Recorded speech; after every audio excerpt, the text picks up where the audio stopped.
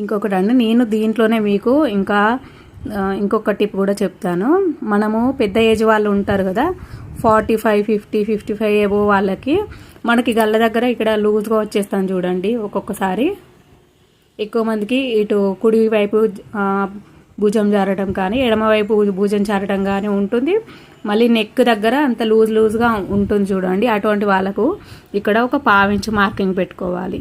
ఇంకా ఇక్కడ కిందికి 1.5 మార్కింగ్ చేసుకొని ఇట్లా క్రాస్గా లైన్ వేసుకొని ఈ పార్ట్ ఏదైతే ఉందో ఈ పార్ట్ని మనము కట్ చేసుకుంటే కనుక ఇక్కడ మనకు మొత్తం కలిసి ఒక 1/2 ఇంచ్ వరకు వెళ్ళిపోతుంది కదా క్లాత్. అలా అయ్యేసరికి మనకి ఇక్కడ గట్టిగా టైట్గా మంచిగా పట్టుకున్నట్టుగా ఉంటుంది, అద్దినట్టుగా.